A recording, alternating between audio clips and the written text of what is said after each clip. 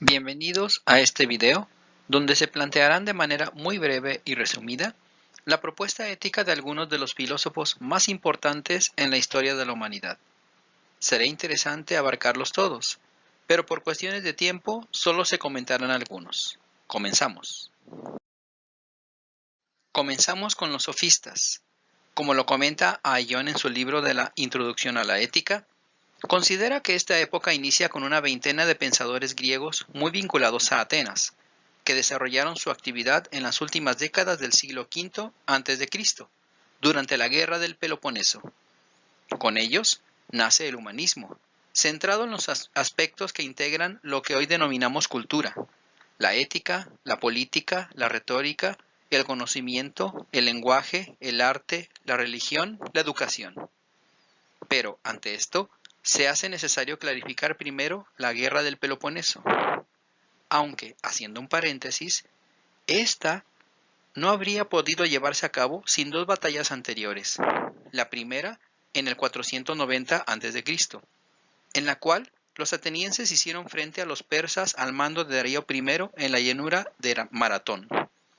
El rey persa Darío quería acabar con los atenienses debido a la revuelta del líder de los jonios, Aristágoras de Mileto, el cual fue acogido por Atenas, los cuales incendiaron la ciudad de Sardis arrasándola. Por ello, los persas desembarcaron en Ática, a unos 42 kilómetros de Atenas, en Maratón. Los atenienses le salieron al encuentro y al mismo tiempo enviaron a Filipides, su heraldo, a Esparta para pedir ayuda. Este tuvo que realizar una carrera de 225 kilómetros, solo que los espartanos podrían ayudar a los atenienses hasta después del 12 de agosto, ya que estaban celebrando la fiesta Carneia, en honor al dios Apolo. Por ello, los persas emprendieron la batalla, pero los atenienses, contra todo pronóstico, lograron vencerlos, produciendo una matanza. El resto de los persas regresaron a casa para iniciar los preparativos para una siguiente expedición, la cual tardó 10 años. Esta segunda expedición la llevó a cabo Jerjes, hijo de Darío, en el 480 a.C., y se le conoce como la Batalla de Salamina. El 18 de agosto, los persas alcanzaron el paso de las Termópilas, aproximadamente 200 kilómetros de Atenas. Este paso tenía unos 15 metros de ancho. Unos 6.000 espartanos junto a su rey Leónidas resistieron los embates de los persas, lo cual hizo ganar tiempo precioso a los atenienses. Al final, el tercer día, quedaban unos 300 espartanos, los cuales murieron de manera heroica, lo que ha dado pie a diversas leyendas, así como películas sobre este acontecimiento. Mientras esto sucedía, los atenienses se organizaron para tender una trampa en el mar a los persas, ya que estos habían tomado Atenas. Consideraron acabar con la flota ateniense de inmediato, error que llevó a Jerjes a caer en la trampa en las aguas de Salamina. Este acontecimiento marcó el rumbo de la historia, ya que sin la victoria ateniense en estas dos batallas, la cultura griega no existiría, y lo más seguro es que ninguno de nosotros, o tal vez, pero con una cultura distinta, una cultura persa. Volviendo a los sofistas, en primer lugar, el crecimiento del comercio hace que las leyes y costumbres helénicas se contrasten con leyes y costumbres extranjeras. Ese intercambio de ideas pone de manifiesto que lo tenido por verdadero e indiscutible puede carecer de valor en otras culturas, y surge así la crítica de la religión y de los valores tradicionales, de las formas de gobierno aristocráticas y de las instituciones públicas. Se trata en el fondo de una amplia discusión sobre el carácter relativo de la verdad y del bien, y sobre los límites del relativismo. En segundo lugar, encontramos el ateísmo, el cual no comienza siendo prácticamente ateos, sino que comienzan siendo agnósticos, pero este deriva en un ateísmo. En tercer lugar, los sofistas surgen durante las 3 décadas de la Guerra del Peloponeso, del año 431 al 404 a.C. Esta guerra no se llevó a cabo durante estos años de manera continua, sino que se fue elaborando en 3 etapas. Esta fue una contienda fratricida, en cuyo transcurso los griegos perdieron todo su tradicional y equilibrado sentido de la vida. Los atenienses llegaron a declarar a los espartanos que los que pueden imponerse por la fuerza no tienen necesidad alguna de justificación. Por lo tanto, violadas todas las normas de conducta y sumergidas en la catástrofe personas, familias y ciudades, triunfaba el inmoralismo del todo vale. En ese clima irrespirable, los sofistas aportaron la justificación teórica del derecho del más fuerte. El sofista más importante de esta época fue Protágoras, el cual afirma que nada puede conocerse con seguridad. Por tanto, lo único que cabe es el relativismo. Su fragmento más conocido, que encabeza la obra sobre la verdad, dice que el hombre es la medida de todas las cosas. Esta especie de axioma puede significar que solo el hombre, al conocer y entender las cosas, determina lo que son. Por ello, no hay una forma objetiva y absolutamente válida del valor moral. Continuando con este legado filosófico, se encuentra Sócrates, el cual protagoniza el primer intento de apelar a la razón para sondear el fondo de la condición humana.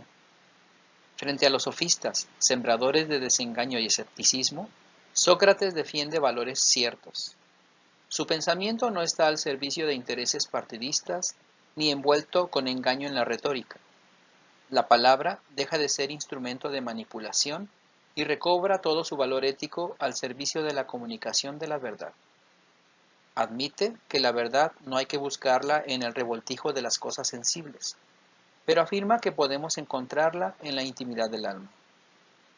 La aspiración intelectual de Sócrates no apunta a las leyes de la naturaleza, sino a las leyes de la conducta humana, a los conceptos éticos que hacen posible tanto el juicio verdadero como la acción buena.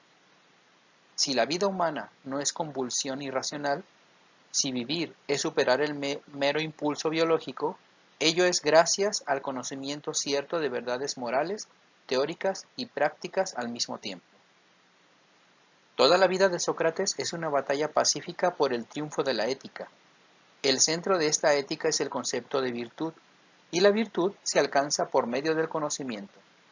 Para obrar bien hay que conocer el bien, y el que obra mal es por ignorancia, porque juzga lo malo como bueno, ya que la virtud es buena, bella y útil para todos. Es el supremo bien, de donde bueno es lo que lleva a la felicidad, por lo que la virtud es una sola, la sabiduría práctica o frónesis.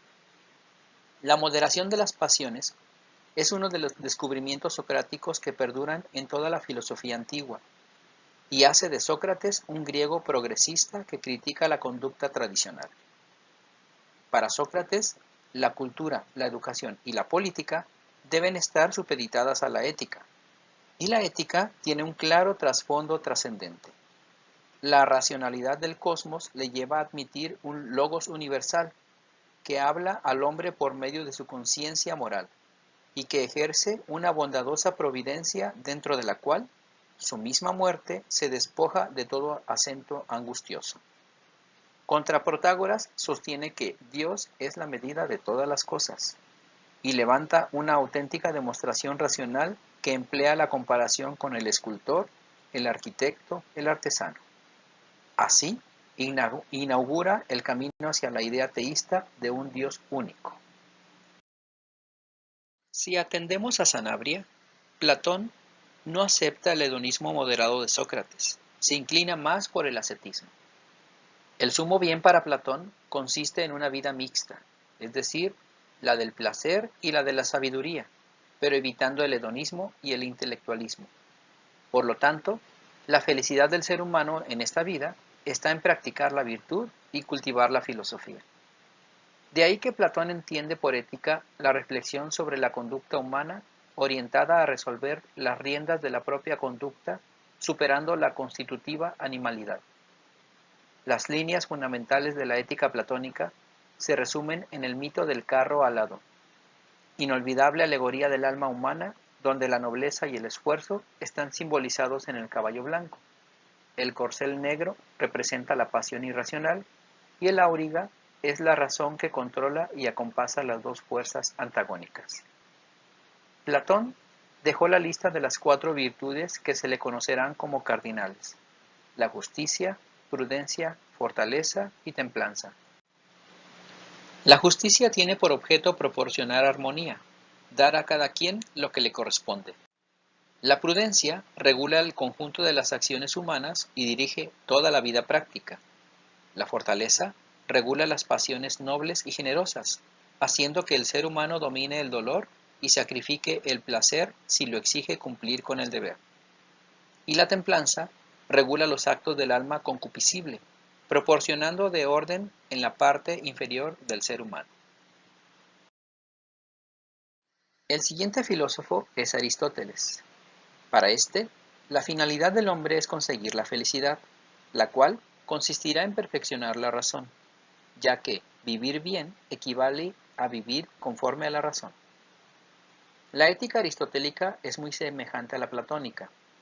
Afirma que toda acción humana busca siempre algún bien. El médico busca la salud, el soldado la victoria, el marino la buena navegación, el comerciante la riqueza.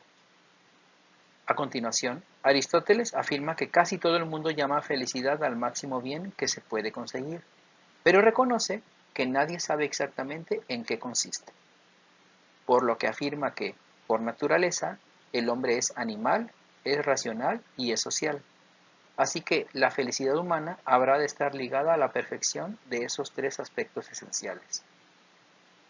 Aristóteles diseña la conducta ética con las 4 virtudes que realizan perfectamente los 4 modos generales del obrar humano: la determinación práctica del bien, que sería la prudencia; su realización en sociedad, la justicia; la firmeza para defenderlo o conquistarlo, la fortaleza; y la moderación para no confundirlo con el placer, la templanza. Aristóteles afirma que toda virtud es un hábito de elegir y realizar prudentemente lo mejor. Se trata de una conquista no automática, sino libre, guiada siempre por la razón.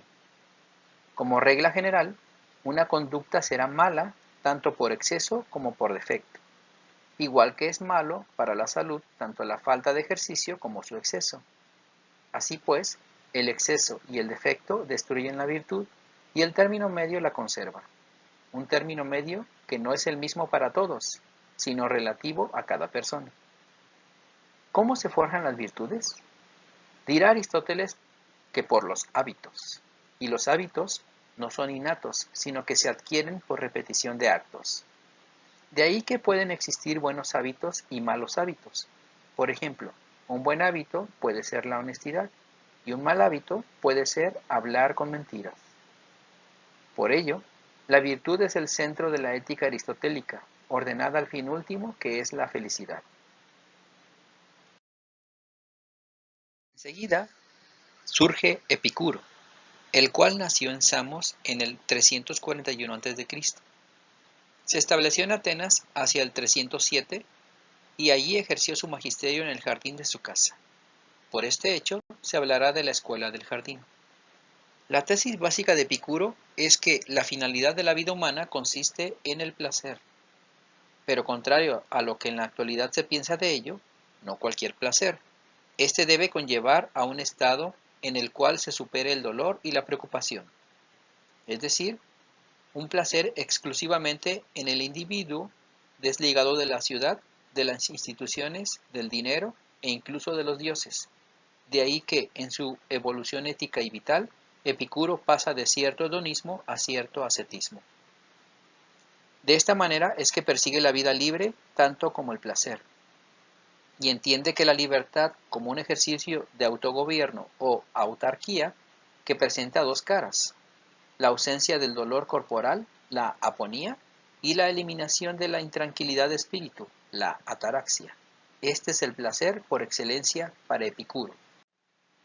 Epicuro distingue 3 grandes familias de placeres: los naturales necesarios, los naturales innecesarios y los que no son ni naturales ni necesarios. Después, afirma que la mejor relación con los placeres consiste en satisfacer los primeros, limitar los segundos y esquivar los terceros. Entre los naturales necesarios los constituyen aquellos que son imprescindibles para la supervivencia y conservación de los seres humanos: comer, beber, reposar. De este grupo excluye el deseo y la satisfacción del amor, porque es fuente de perturbación. Entre los placeres naturales pero innecesarios son los mismos anteriores, pero en un alto grado de refinamiento, como por ejemplo el sibaritismo, la exquisitez, constituyen variaciones superfluas: comer bien, beber licores refinados, vestir con ostentación, etc.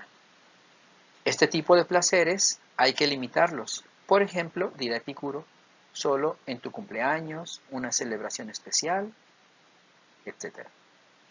Finalmente, entre los placeres no naturales y no necesarios se citan los nacidos de la vanidad humana: deseo de riquezas, de poder, de honores.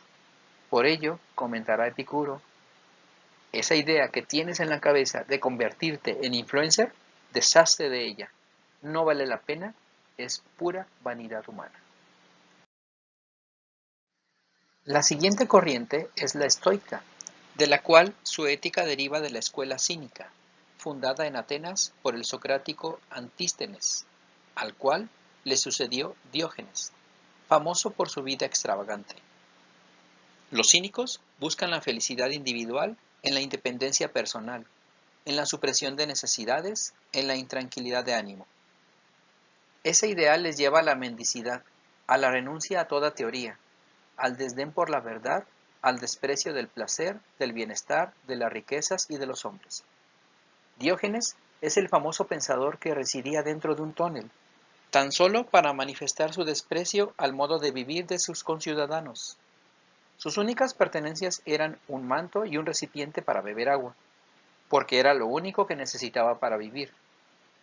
En una ocasión, cuando observa a un niño juntar sus dos manos y beber agua de una fuente, avienta su recipiente afirmando que no lo necesita. Se podría decir, por ejemplo, que si Diógenes viviera en la actualidad y te invitara a visitar un centro comercial donde se exhiben marcas exclusivas, el motivo a recorrer ese lugar solo sería para contemplar todas aquellas cosas que no se necesitan o no son esenciales para la vida. De igual manera, el cínico también modifica el mensaje socrático en sentido antipolítico. Indiferente a la familia y a la patria, se siente ciudadano del mundo. El fundador del estoicismo fue Zenón. Para los seguidores de esta escuela, el universo está regido por leyes fijas e inflexibles, y el hombre, si quiere ser razonable, debe adaptarse a ellas. Por lo tanto, se puede deducir que existe el destino. Este ya está trazado y solo podrá ser feliz quien lo acepte y no intente modificarlo. De ahí que los estoicos afirmaban que somos actores de un drama escrito por Dios. Él decide si nuestro papel ha de ser largo o breve, importante o humilde. De ahí provenía su tranquilidad, de reconocer que las cosas que le sucedían ya estaban dictadas y que rebelarse contra ellas solo generaba más dolor y sufrimiento. Para los estoicos, predomina la ética sobre la física y la lógica. La ética estoica, eminentemente práctica, aspira a la felicidad entendida como autarquía y equilibrio. Vivir libremente será vivir según la naturaleza, y como la naturaleza revela un diseño racional, vivir según la naturaleza será vivir según la razón. Si solo la vida razonable conduce a la felicidad, las pasiones irracionales son perniciosas. La ética estoica recomienda librarse de las pasiones y de los temores, ser indiferente al dolor y al placer, alcanzar la serenidad de ánimo, ser imperturbable. De ahí que las sensaciones y las pasiones no caben en su ética, son malas. Incluso, su lema los describe muy bien: renuncia y resiste. Con cierta radicalidad, los estoicos proclaman que la felicidad se encuentra en la liberación de las pasiones. Para evitar desengaños, cultivan la indiferencia hacia los bienes que la fortuna puede dar o quitar. El estoico quiere ser autosuficiente, bastarse a sí mismo. Se diría que pretende ser feliz con independencia de la misma felicidad, sustituyendo la felicidad por el sosiego. El cristianismo, y en este sentido nos referimos a los inicios, en donde las primeras comunidades de la Iglesia tuvieron que hacer frente al mundo helénico mediante la misma filosofía para transmitir el Evangelio, mandato de Jesús, dado a los apóstoles y sus discípulos, es decir, los conocidos como padres apostólicos. En sentido estricto, el cristianismo no es una ética, pero la revolución religiosa que origina tiene, como gran efecto secundario, una extraordinaria revolución ética. Y ese nuevo ordenamiento de la condición humana, unido al orden jurídico romano y al orden mental griego, da lugar a la civilización occidental. Como toda religión, el cristianismo implica una ética, un determinado fundamento y estilo de conducta. La ética que deriva de la religión cristiana presenta un primer rasgo diferencial. No es tanto un sistema de ideas y preceptos como la imitación de una persona llamada Jesucristo, que predica un modo de vida basado en el amor y en una promesa de inmortalidad feliz.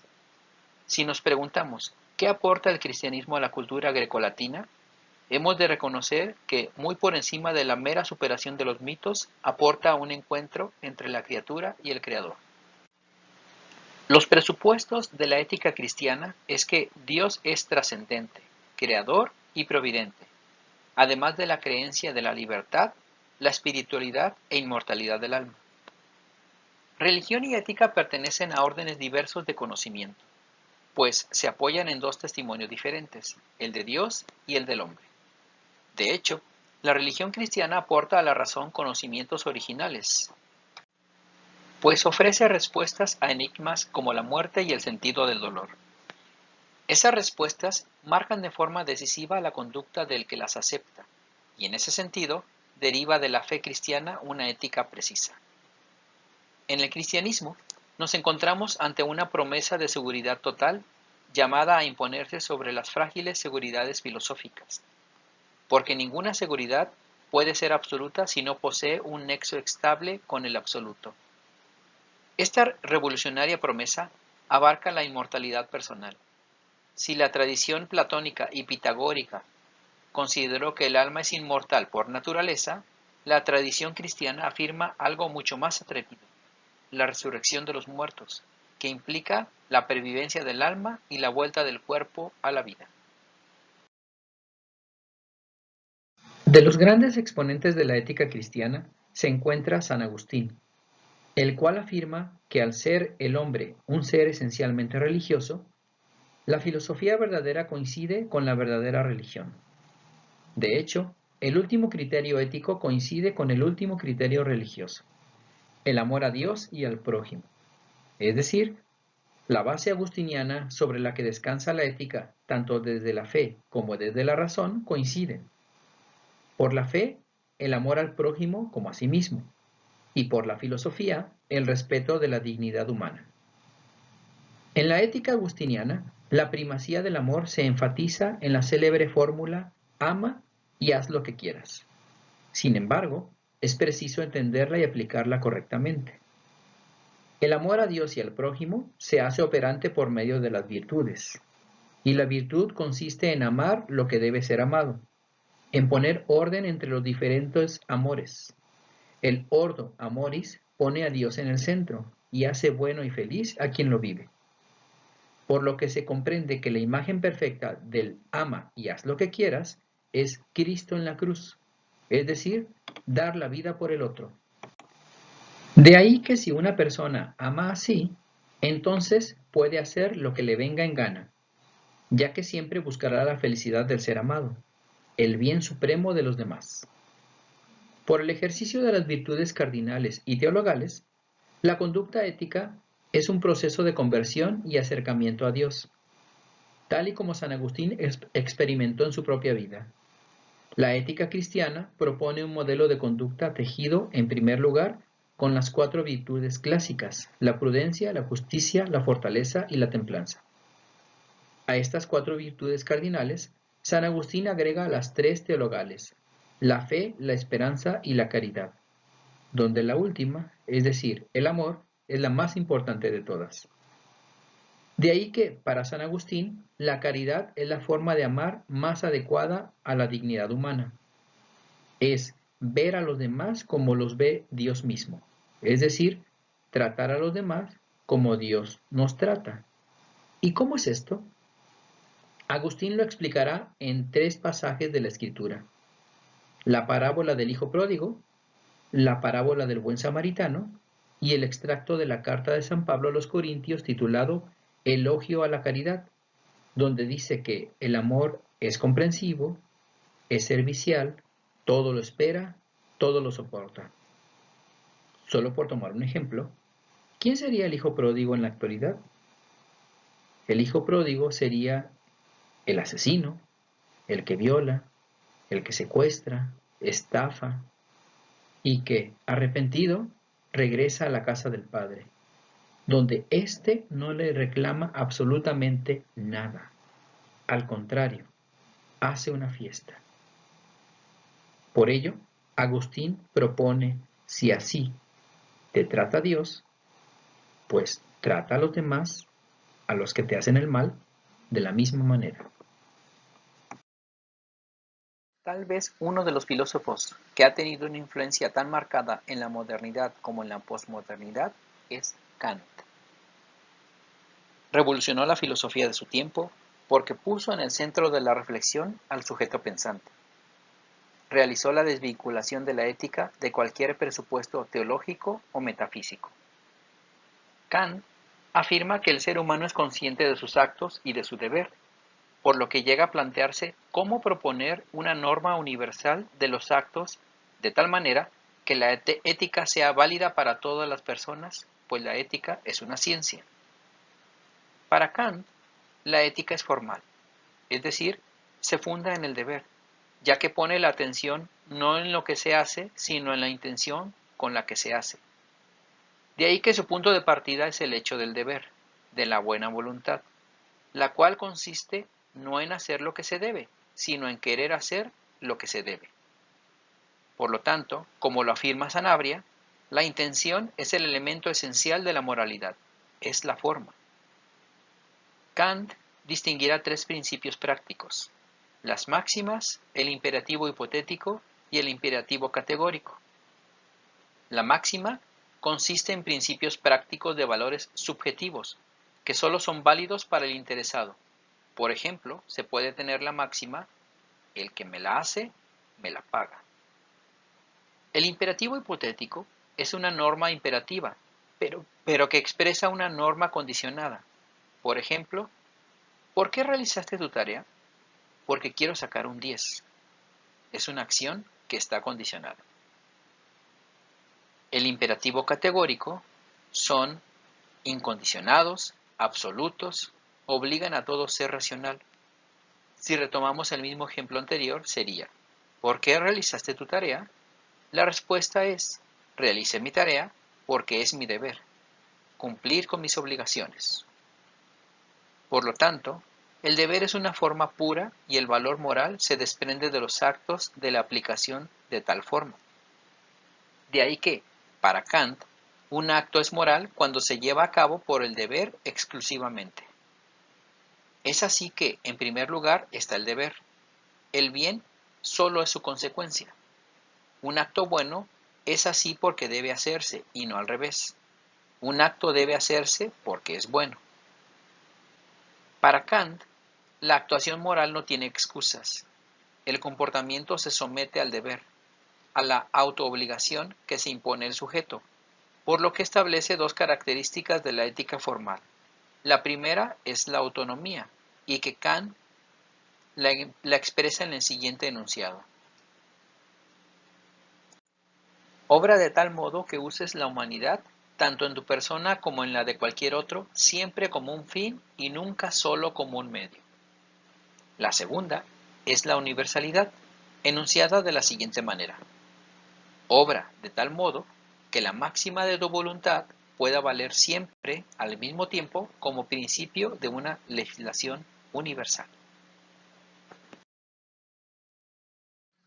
David Hume, junto a otros filósofos escoceses del siglo XVII y XVIII, emprende un estudio de la moral que se aleja de la visión racionalista del hecho moral, predominantemente en las filosofías anteriores, tanto la de la antigüedad como la de la Edad Media, y se incide más en las emociones o pasiones y los sentimientos como fundamentos de la vida moral. Por ello se habla de emotivismo en Hume. Por otra parte, hay una característica básica también en su ética, que va a ser rasgo común en gran parte de las éticas y filosofías modernas. En conjunto, la filosofía de Hume y las demás filosofías de la Edad Moderna suponen una nueva perspectiva que se identificará por una paulatina retirada de los problemas teológicos y metafísicos en favor de un mayor protagonismo de los problemas más centrados en la naturaleza humana. Para Hume, la moralidad es un tipo de experiencia diferente a la experiencia lógico-matemática o a la experiencia meramente empírica. Las personas pueden calcular y relacionar ideas en su mente, como cuando hacemos un problema de matemáticas, y también pueden observar lo que ocurre a su alrededor, como cuando estudiamos algo en un laboratorio de ciencias naturales, o cuando sencillamente observamos un fenómeno, pero la experiencia de sentirse conmovido, moralmente, por un hecho que es una experiencia que no se puede deducir de relaciones entre ideas o de hechos experimentados, al contrario de lo que ocurre cuando se hacen matemáticas o cuando se calculan los resultados observables de un análisis de laboratorio. La aprobación o el rechazo moral, esto es, sentirse bien o mal al valorar moralmente un hecho o una idea, es sencillamente una experiencia de tipo emocional que ocurre sin más. Ética utilitarista. En esta corriente se identifica lo bueno con lo útil y lo eficaz. Se acepta como fundamento la moral de la utilidad o el principio del mayor bienestar posible. Esta teoría parte de que el bien no solamente se ha de buscar para uno mismo, sino también para los demás. La moral incluye la utilidad social o el interés general. En este caso, el placer personal depende del placer de la mayoría. El utilitarismo, en su raíz, está inspirado en un ideal de bienestar social, a través de condiciones de vida dignas para todos los ciudadanos y del fomento de las libertades.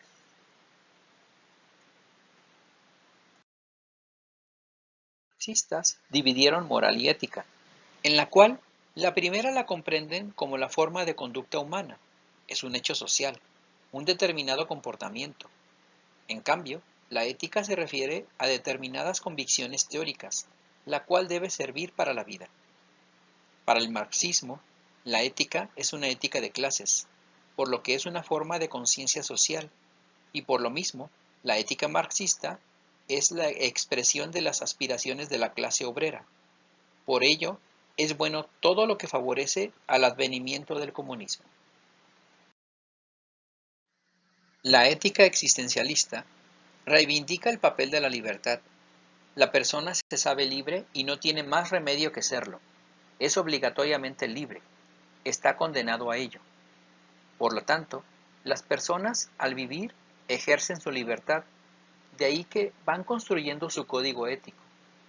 Es así que, para el existencialismo, el ser humano se va construyendo y realizando. Se define con lo que hace y decide hacer. Para Sartre, por ejemplo, la moral es una cuestión humana y Dios nada tiene que ver. Quien inventa los valores y los va creando es la persona. Por ello, el valor máximo es la libertad, y con ella la idea de responsabilidad de los propios actos, el compromiso con las propias decisiones. Es así que los actos se convierten en modelo de comportamiento, no solo para quien lo realiza, sino para toda la humanidad. Lo que vale no es la acción en sí mismo, sino si ésta se realiza en libertad. En este apartado se encuentran las referencias.